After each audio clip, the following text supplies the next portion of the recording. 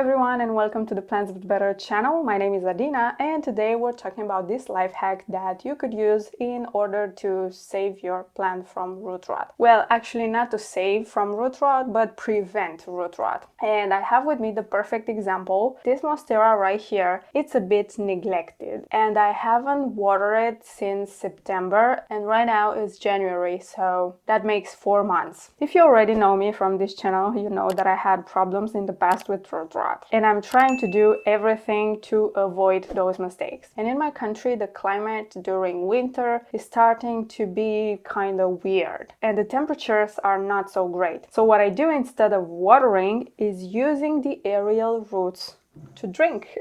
I have a vase with me that is full of amazing monstera roots, and putting your aerial roots in water is a great life hack to avoid watering your plant during winter and to avoid root rot altogether. However, you must be careful because your plant right now is kind of like on life support. It doesn't get the right nutrients unless you fertilize the water, but even though you do that, the plant still has roots in here, so some of the roots are getting nutrients and some of them don't. But if you have issues and you're traumatized by root rot, this could be a solution to your problem. This is a temporary fix. What I would advise you to do next, and what I will do, is to repot this plant once you see the roots like this. This plant life hack, you could apply it to a lot of plants that have aerial roots, like this one. Is great with propagation as well. For example, I could cut this monstera right above here, and using these roots I could definitely repot it and make a new plant, and also have the mother plant as well. Also, I'm not saying you should never water the substrate. You could definitely do that. I just neglected this plant on purpose for the sake of not getting root rot, because I had root rot on this plant before. So yeah, the trust issues are there. And if you have a watering schedule for your plant and you want to make it look a bit different, you could try to stick all your aerial roots in vases like this. That's how you say a vase, a vase. You could try to stick all the aerial roots in water